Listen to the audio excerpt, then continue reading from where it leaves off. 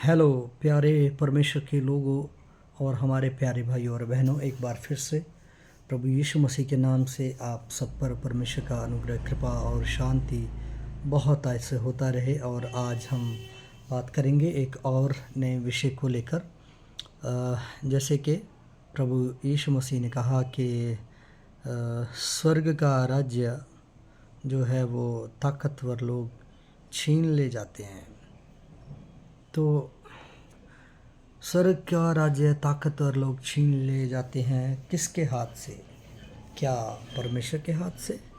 क्या परमेश्वर के हाथ से कोई व्यक्ति कुछ छीन सकता है या छीनने की ताकत रखता है? कदापि नहीं। तो किससे परमेश्वर के राज्य को ताकतवर लोग छीन ले जाते हैं? बहुत ही सुंदर और एक नया विषय है ये, और हम सुनेंगे तो निश्चय बहुत ऐसे आशीषित होंगे। परमेश्वर का राज्य, सबसे पहले मनुष्य तो स्वर्ग में जाकर परमेश्वर के हाथ से कुछ भी छीन नहीं सकता, और इसके बारे में वो सोच भी नहीं सकता है। जब इतना ताकतवर लूसीफर, स्वर्ग का फरिश्ता, ये नहीं कर सका तो इंसान क्या कर सकता है? तो विषय के और आगे बढ़ते हैं और परमेश्वर को धन्यवाद करते हैं हमारे प्रभु यीशु मसीह के नाम से। और मैं परमेश्वर को बहुत बहुत धन्यवाद देता हूँ, अपने प्रिय प्रभु यीशु मसीह जी को भी, और मैं अपने अगुवाओं के लिए जिनसे मैंने सत्य की शिक्षा पाई और बहुत आशीष हुआ, और आगे भी होता जा रहा हूँ। और हजार लोग मेरे आगे आगे परमेश्वर ने उनको आशीष किया। परमेश्वर को धन्यवाद करता हूँ। हमारे टीचर्स जो कि बहुत याद रखे योग्य हैं, और बहुत ही सुंदर विषय है प्रियो जो आज हम शेयर करने जा रहे हैं। एक बार फिर से रिपीट करता हूँ, स्वर्ग के राज्य को ताकतवर लोग छीन ले जाते हैं, ऊपर आसमान में जाकर नहीं। कहाँ पर स्वर्ग का राज्य? आप में और हम में है स्वर्ग का राज्य। ये कब से शुरू हुआ? जब पवित्र आत्मा दिया गया, यीशु मसीह मुर्दों में से जी उठा। पहले यीशु कहते थे स्वर्ग का राज्य निकट है, लेकिन जैसे ही यीशु मुर्दों में से जलाए गए और पवित्र आत्मा संसार पर भेजा गया, तो स्वर्ग का राज्य अभी निकट नहीं, दूर नहीं, हमारे बीच में है। और कौन कौन है जिसके पास स्वर्ग का राज्य है, या कौन कौन है जो स्वर्ग के राज्य में है? हर एक जिसने सत्य को जाना। सत्य क्या? परमेश्वर एक है। परमेश्वर और मनुष्य के बीच में बिछवाई भी एक ही है, अर्थात प्रभु यीशु मसीह। जिसने अंगीकार किया कि परमात्मा ने यीशु मसीह को मुर्दों में से जिलाया, वो स्वर्ग के राज्य में है, स्वर्ग का राज्य उसमें है। और अगर स्वर्ग का राज्य इन लोगों में है तो फिर छीनने की कहाँ से बात आती है? बहुत ही इंटरेस्टेड, दिलचस्प विषय है। अंगीकार करने के बाद भी जब लोग कैसे इस्तेमाल करना है, उद्धार होने के बाद मिलने वाले अधिकार को ये नहीं जानते हैं कि अधिकार को कैसे इस्तेमाल करना है, तो स्वर्ग का राज्य उनका होकर भी उनका नहीं रहता है। बहुत सी चीज़ों में उन दुष्ट का उन चीज़ों पर जो हमें मिली हैं अधिकार रहता है। या फिर एक तरह से ये भी कह सकते हैं कि सत्य को जानने के बाद भी ज्ञान न रखने वाले विश्वासी उसका इस्तेमाल जो उनको मिला है अधिकार, बहुतायत का जीवन इस्तेमाल नहीं कर पाते हैं, प्रयोग नहीं कर पाते हैं, लाभ नहीं उठा पाते हैं। तो अभी मेरा विषय जो है, मैं आशा करता हूँ आपके सामने साफ़ हो चुका है। फिर भी एक और चंद सेकंड बोलकर कोशिश करूँगा साफ़ करने की, ताकि सुनने वाले बहुत ऐसे समझ सकें। स्वर्ग का राज्य सिर्फ स्वर्ग में नहीं, धरती पर भी है, और होना चाहिए था, है और होना चाहिए भी था। ये परमेश्वर की इच्छा थी, इसलिए यीशु ने आकर कहा कि स्वर्ग का राज्य निकट है।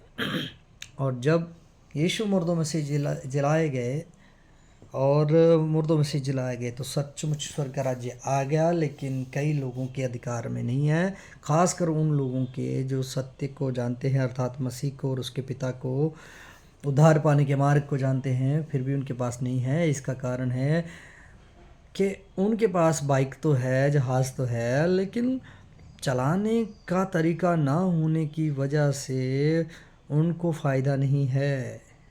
जैसे पौलुस कहता है कि यहूदियों इजराइलियों के लिए ही मसीह को भेजा गया, लेकिन उनके हक में होने के बाद भी वो न ले सके, क्योंकि ज्ञान नहीं था। उद्धार उनके लिए रहते हुए भी उन्हें ना मिला। मसीह उनके वास्ते आया और उनका होते हुए भी वे ना पा सके। कारण एक ही था, ज्ञान नहीं था। जैसे आप ही का पैसा है, खर्चना नहीं आता है तो लाभ नहीं होएगा। आप ही की कार है, बाइक है, चलाना नहीं आता है तो लाभ नहीं होगा। स्वर्ग का राज्य आप ही का है जिन्होंने अंगीकार किया, लेकिन पता नहीं है स्वर्ग के राज्य में क्या क्या उपलब्ध है। बहुतायत का जीवन हमें मिल चुका है, लेकिन पता नहीं है कैसे प्रकट करें। तो वो लोग, उनका सब कुछ होने के बावजूद भी वो कुछ नहीं पा सकते हैं। एक और उदाहरण देता हूँ शास्त्र वचन से। पौलुस कहता है बच्चे में और नौकर में शायद कुछ फ़र्क नहीं, जब तक बच्चा जो है वो बड़ा ना हो जाए। कुछ कुछ भूल रहा हूँ शायद मैं इस वचन को। नौकर को कुछ ज़्यादा फ़ायदा नहीं, क्योंकि मालिक की इजाज़त के बिना नहीं ले सकता। बच्चे को भी, भले वो सारे घर का अधिकारी हो, ज्ञान नहीं है अभी, इसीलिए इजाज़त के बिना कुछ नहीं ले सकता है। तो और आगे बढ़ते हैं। हम स्वर्ग के राज्य में हैं, हम नए जीवन में हैं, हम उद्धार पाए हुए हैं। स्वर्ग और पृथ्वी की सारी आशीषें परमेश्वर देगा नहीं, दे चुका है, लेकिन हम पा नहीं पा रहे हैं, ले नहीं पा रहे हैं। तो आगे सवाल ये है कि कैसे लें। और स्वर्ग के राज्य तो हमारा है, लेकिन ताकतवर लोग ले जाते हैं। तो कौन है वो ताकतवर? शैतान नहीं, है ना, अविश्वासी नहीं। कौन है वो ताकतवर? विश्वासी भी नहीं। लेकिन इन सब में से कौन? वो विश्वासी जो परमेश्वर के ज्ञान को प्रिय जानता है, प्यार करता है, लगातार सुनता है, प्रैक्टिकल करता है, वो है ताकतवर। वो जन है ताकतवर, और वो प्रकट कर सकता है, ले सकता है, प्रकट कर सकता है। ज्ञान रखेगा। जैसे नीति वचन में लिखा, ज्ञानवान मनुष्य शक्तिशाली भी होता है। इसके समझने के लिए एक उदाहरण देता हूँ। और ज्ञान कौन सा हमें चाहिए? परमेश्वर का ज्ञान। कौन सा ज्ञान? जो आत्मा से आने वाला ज्ञान है। और कैसे वो प्राप्त होता है? जैसे जैसे आप चलते हो परमेश्वर बताते जाते हैं। लेकिन इसको समझने के लिए, जो अभी मैंने कुछ सेकंड पहले बात की, आपको शेयर एक एग्जांपल देता हूँ। मानो इलेक्ट्रिसिटी, बिजली हम जिसे कहते हैं, करंट हम कहते हैं। जिस व्यक्ति को करंट की, मेरे पीछे करंट शू है, जिस व्यक्ति को करंट की, बिजली की जानकारी नहीं रहती है, वो डरेगा। एक वायर भी हाथ में लेके लगाने से डरेगा। लेकिन जिसको जानकारी है वो चुटकियों में काम करेगा। तो ज्ञानवान क्या हुआ? शक्तिशाली भी हुआ। जिसको ज्ञान नहीं है, शक्तिशाली होने पर भी डर रहा है, कांप रहा है।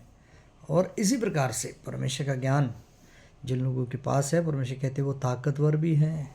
उनकी ताकत इस बात में है कि वे जानते हैं हम कौन हैं। उनकी ताकत इस बात में है, वो जानते हैं कि हमारा पिता कौन है। उनकी ताकत इस बात में है, वो जानते हैं कि जैसा परमेश्वर खुद है वैसा उसने यीशु को बनाया, वैसा उसने यीशु को अधिकार दिया।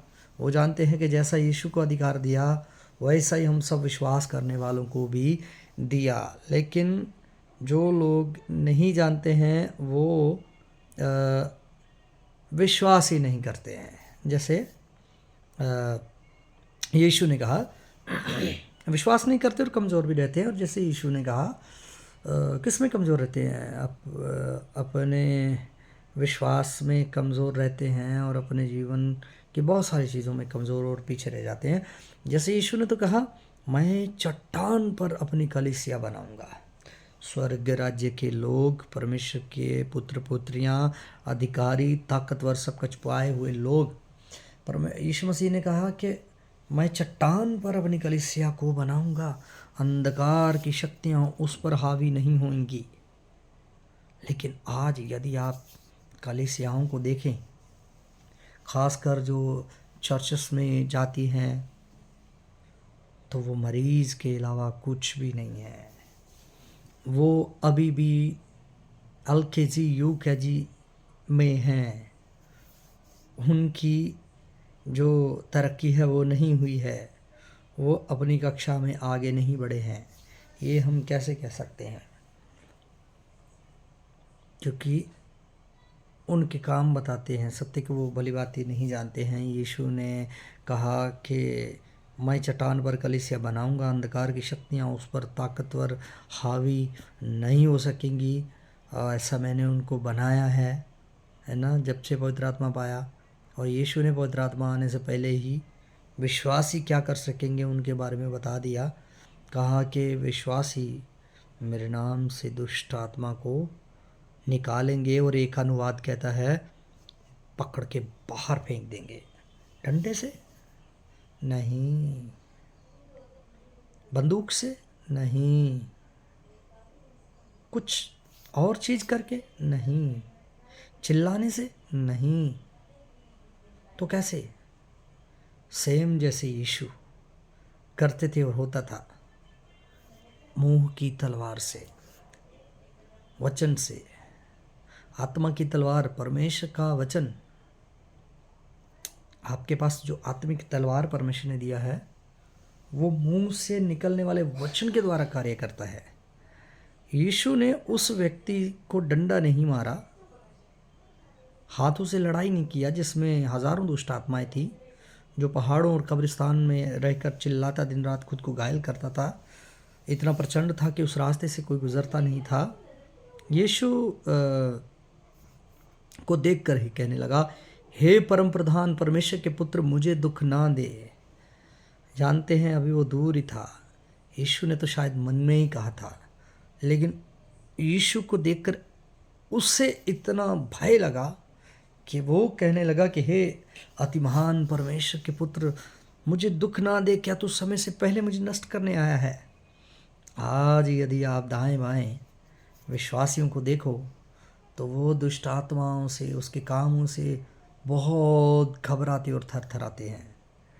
लेकिन हकीकत तो ये है कि दुष्ट आत्मा परमेश्वर के पुत्र पुत्रियों को देखकर घबराता है, लेकिन यहाँ उल्टा है, परमेश्वर के पुत्र पुत्रियाँ घबराते हैं। उनको क्यों घबराहट होती है? क्योंकि नहीं जानते हैं कि हम कौन हैं, परमेश्वर की संतान हैं, ये नहीं जानते वो। हमारे पास दुष्ट से ज़्यादा ताकत है। आप पता है, उसमें तो हज़ारों की संख्या में दुष्ट आत्माएं थी व्यक्ति में। तो यीशु कितने थे उस समय? एक यीशु। एक व्यक्ति से हज़ारों व्यक्ति डर रहे हैं। किस कारण? अधिकार है। आपके पास भी क्या है? अधिकार है। और परमेश्वर चाहते हैं आप उस अधिकार को जानो। जो अधिकार को जानता है, ज्ञान को रखता है अपने पास, वो सच में ताकतवर है। जो ज्ञान को नहीं रखता है वो ताकतवर नहीं है। आज हमें किसका ज्ञान रखना है? परमेश्वर का ज्ञान अपने मन के अंदर प्रयोग करना है। उसका प्रयोग नहीं करेंगे तो उसकी महिमा को नहीं देख सकेंगे। एक बार फिर से रिपीट करता हूँ, यीशु ने कहा, मैं चट्टान पर अपनी कलीसिया बनाऊंगा, अंधकार की शक्तियाँ कभी उस पर हावी नहीं होंगी। लेकिन आज अपने दाएं बाएं क्रिश्चियन लोगों को, मसीह लोगों को देखो, तो वो मरीज से कुछ कम, कुछ ज़्यादा नहीं है। एक मरीज से वो चर्च में जाते हैं, बैठते हैं और एक व्यक्ति का इंतज़ार करते रहते हैं कि हमारा जो अगुआ है वो आएगा, और वो जब आएगा तब असली सत्संग शुरू होगा, और वो जब बोलेगा तब असली वचन होगा, और वो जब प्रार्थना करेगा तो असली चंगाई होगी, वरना बाकी सब यहाँ मरीज बैठे हुए हैं, सिर्फ मरीज, और आराधक नौकर बैठे हुए हैं।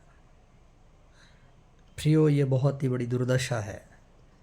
यीशु ने जो लफ्ज़ अपने मुंह से निकाले, उन वचनों के ऊपर खरी उतरती हुई कलीसियाएं हम आज अपने अगल बगल में नहीं देखते हैं। खैर, मेरा यह संदेश उन लोगों के लिए बिल्कुल भी नहीं है जो इस प्रकार से चल रहे हैं अगुआ लोग या कोई भी, मैं ये अधिकार नहीं रखता हूँ कि उनको कुछ कहूँ। मैं तो ये भी नहीं महसूस करता कि उनको कुछ सिखाऊँ। ये तो मेरा सिर्फ परमेश्वर की कलीसिया के लिए संदेश है जो पिताजी ने मुझे दिया, मन में डाला कि मैं अपने भाइयों बहनों से बात करूं। तो जितनों को मेरी बात समझ आई है, जितनों को पता चला है कि विश्वासी के पास महान अधिकार है, विश्वासी परमेश्वर का बच्चा और बच्ची है, विश्वासी यीशु मसीह जैसे वरन उससे बड़े काम कर सकता है, विश्वासी दुष्ट आत्माओं को निकाल सकता है। एक अनुवाद कहता है निकालेगा नहीं, फेंकेगा। मतलब उसके शब्द से, शब्द मात्र ही से दुष्ट के जीवन पर इतना भयंकर असर होगा कि आप भी नहीं जानते हो। किसी दिन प्रैक्टिकल करोगे तो पता चलेगा क्या होता है कि हम हालातों से, खासकर दुष्टात्मा बीमारियों से घबराते हैं और सहारा ढूंढते हैं मनुष्यों में से कि वो करेंगे, वो करेंगे, ये करेगा, वो करेगा। खुद परमेश्वर के पास नहीं जाते। ये दुष्ट आत्मा आने पर खुद डांटते नहीं। हम जिस दिन प्रैक्टिकल करके देखेंगे, परमेश्वर के महान कामों को देखेंगे। और जोरावर कौन है? जोरावर, ताकतवर, जो परमेश्वर का ज्ञान रखता है। परमेश्वर का ज्ञान कठिन भी नहीं, दूर भी नहीं कि आप कहो मुझे कौन सिखाएगा। बात करेंगे ऊपर परमेश्वर से, निश्चय सिखाएगा आपको, आपके आत्मा में सिखाने के लिए जो आपको चाहिए, कहीं ना कहीं किसी न किसी के मुंह के द्वारा आपके कान में दे देगा वो। आप परमेश्वर की संतान, परमेश्वर के बेटा बेटी, स्वर्ग राज्य के अधिकारी हैं। पिता परमेश्वर के दाहिनी ओर बैठने वाले हैं। पौलुस उन लोगों के लिए क्या प्रार्थना करता है? आज के प्रचारक के तरह कलीसिया के लिए वो प्रार्थना नहीं करता है इनको गाड़ी मिल जाए, बंगला मिल जाए, वीज़ा लग जाए, शादी हो जाए, बैंक बैलेंस भर जाए। ऐसी ऐसी चीज़ों के लिए वो कभी प्रार्थना नहीं करता है। वरन वो कलीसिया ऐसी चीज़ों के लिए प्रार्थना भी नहीं करवाती थी। पौलुस एक ही चीज़ के लिए उनके लिए बोलता, मैं प्रार्थना करता हूँ कि पिता परमेश्वर उनकी मन की आँखों को ज्योतिर्मय कर दे। इसीलिए नहीं कि उनको पता चले मैं उनका पास्टर हूँ, इसीलिए ज्योतिर्मय कर दे कि वे जान ले कि जब तूने उनको बुलाया है तो क्या अधिकार दिया है, क्या काम लेना है उनसे, क्या सेवा है उनकी। और जो लोग जान लेते हैं वो परमेश्वर के बड़े काम को करते हैं। प्रेरितों के काम, उसका जब आप दूसरा तीसरा अध्याय पढ़ेंगे तो आप देखेंगे कि जिन लोगों ने चेलों से लगातार शिक्षा ली, वो किस चीज़ की ली, कि ये कौन सा अधिकार है, ये कौन सा जीवन है, आत्मा आने से क्या होता है, आत्मा लेने वाला इंसान क्या क्या कर सकता है। इन चीज़ों के विषयों में वो जानकारी लेते रहे। और लेकर जब वो वापस जहाँ जहाँ से आए थे गए, तो उन्होंने गांव गांव, शहर शहर, देश देश, पूरी दुनिया में परमेश्वर के सत्य की जो खबर है वो दी। और इससे यीशु मसीह के मुँह का वचन पूरा हुआ कि तुम पृथ्वी के शोर शोर तक मेरे गवाह होगे। तो परमेश्वर का राज्य आप में है।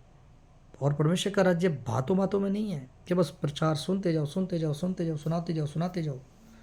परमेश्वर का वचन है, परमेश्वर की सच्चाई है, करके देखने के लिए, प्रैक्टिकल करने के लिए। छोटे मोटे जीवन के लिए परमेश्वर ने आपको नहीं चुना है।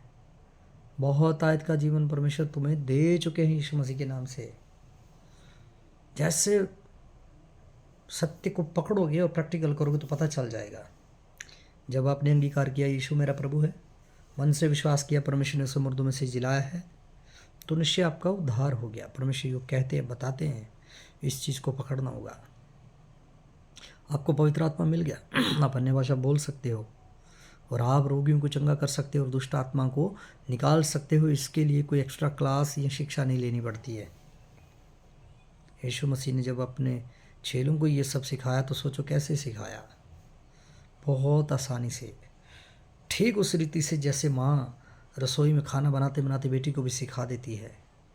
जैसे घर में ट्रैक्टर या कार है तो बच्चे को वो सीखने के लिए किसी कॉलेज में नहीं जाना पड़ता है। बाप के साथ रह रहकर ही, साथ की सीट में बैठकर या पीछे बैठकर देखने मात्र से ही वो सीख जाता है। ऐसे ही यीशु के चेले सीख गए, आप भी सीख सकते हो। जिस दिन प्रैक्टिकल करोगे, नए जीवन, बहुतायत के जीवन के स्वाद को चख पाओगे। और परमेश्वर ने आपको छोटा मोटा लोग नहीं बनाया है।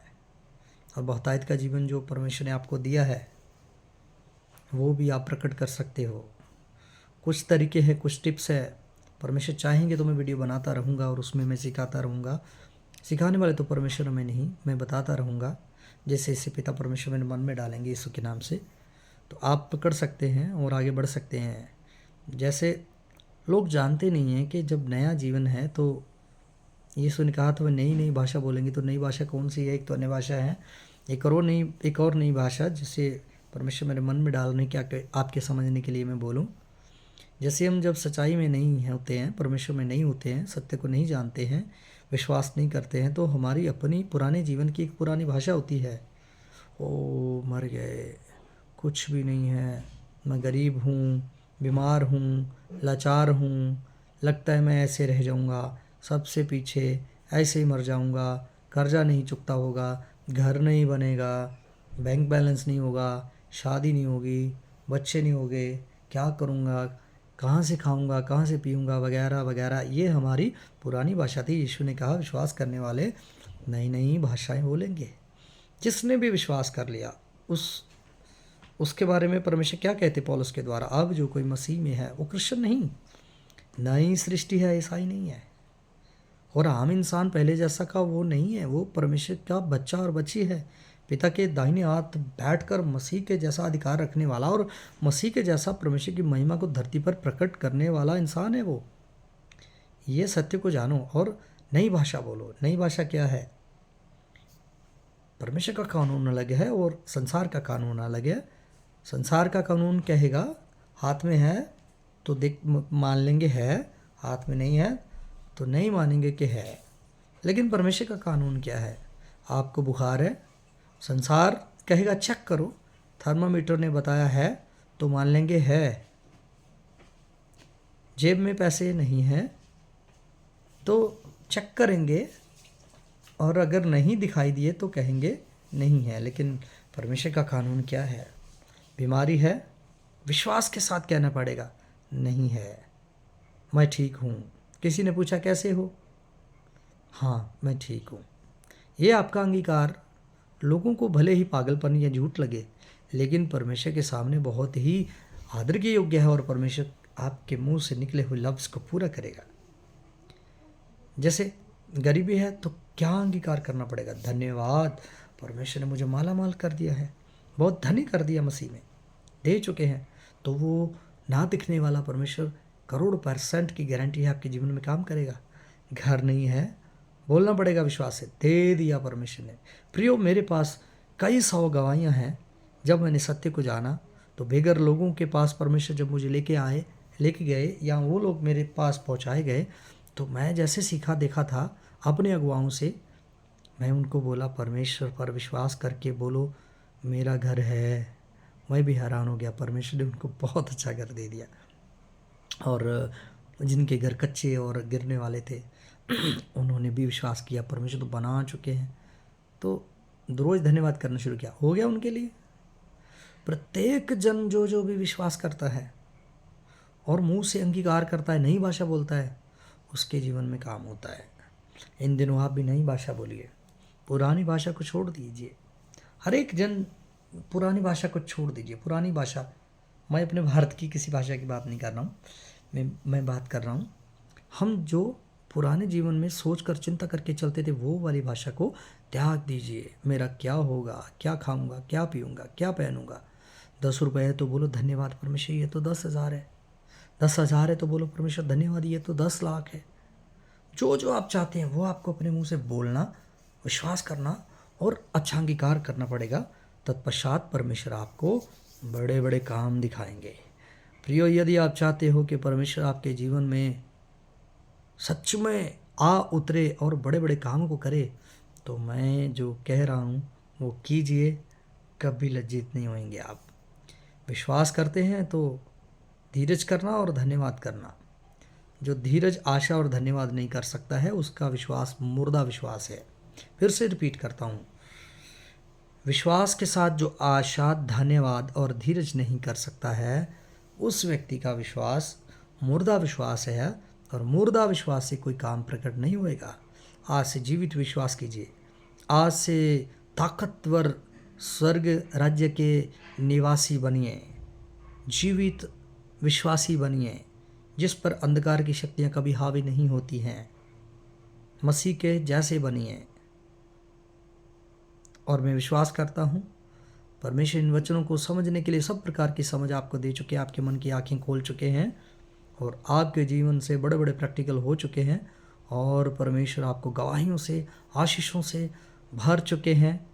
और पुराना जीवन तो जिस दिन आपने अंगीकार किया ख़त्म हो गया और अभी आप एक नई सृष्टि हैं। जाइए, जितनी बातों में प्रैक्टिकल करके देखना चाहते हैं कीजिए और आप गवाहियाँ लेके आएंगे, ऐसा मैं विश्वास करता हूँ। क्योंकि परमेश्वर ने जो अपना मार्ग मनुष्यों के लिए बनाया है वो कठिन नहीं है, बहुत आसान है। कई लोग प्रचार करके कहते हैं मसीह जीवन बहुत कठिनाई से भरा, दुखों से भरा जीवन है। नहीं, मसीह का जीवन कठिनाई और दुखों से भरा था ताकि इसीलिए कि हम अच्छे से जी सकें, परमेश्वर की महिमा कर सकें। तो यदि आप देखना चाहते हैं प्रैक्टिकल कीजिए, तो मैं विश्वास करता हूँ परमेश्वर प्रैक्टिकल करने के लिए आपको बहुत ऐसे सामर्थ्य शक्ति दे चुके हैं। यीशु मसीह के नाम से आप पर आशीष होती रहे। आमीन।